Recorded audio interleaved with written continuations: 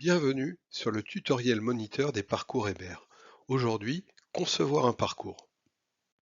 Au sommaire, les objectifs du tutoriel, le positionnement GPS des obstacles et la création de parcours. Ce tutoriel a pour objectif de décrire les bonnes pratiques à mettre en œuvre pour concevoir un parcours qui soit facilement utilisable par les pratiquants.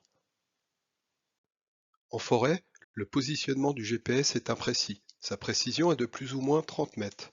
Il est donc très important de ne pas surestimer son GPS. Des obstacles trop proches ou trop éloignés ne permettent pas de construire un parcours efficace. Il convient de laisser un espace de 30 à 100 mètres entre chaque obstacle. Pour contourner des obstacles naturels, vous pouvez intercaler des obstacles de type étape, point de passage. Pour constituer votre futur parcours, prenez des photos géolocalisées des obstacles et des points de passage. Vous pourrez dans un deuxième temps modifier les points de passage par des mouvements. Évitez dans tous les cas d'identifier des obstacles qui soient trop éloignés. Pour faciliter la constitution de votre parcours, le logiciel identifiera pour chaque obstacle sélectionné le périmètre de proximité par un disque rouge. Dans cet exemple, les obstacles 1 et 2 sont trop proches, les obstacles 1 et 3 sont trop éloignés. En forêt, un obstacle doit être identifié afin de se voir de loin, qu'il soit gros, visible ou isolé. Un obstacle doit se trouver à proximité du chemin forestier. Hors piste, il peut être souvent introuvable.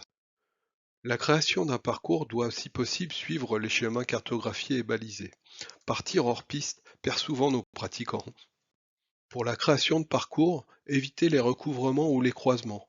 Préférez faire une boucle plutôt que les allers-retours. Lorsque vous prenez la photo d'un obstacle, le personnage doit être visible afin d'identifier son échelle. Un obstacle seul ne le permet pas. Choisissez une tenue avec des couleurs visibles pour identifier clairement le personnage sur la photo. Des couleurs sombres nuisent à sa bonne distinction. Lorsque vous créez un parcours, il est important d'estimer la difficulté et la durée de celui-ci. Ne surestimez pas les participants. Pensez également à construire votre parcours en fonction des différentes familles Hébert. Merci de votre attention et à bientôt sur les parcours Hébert.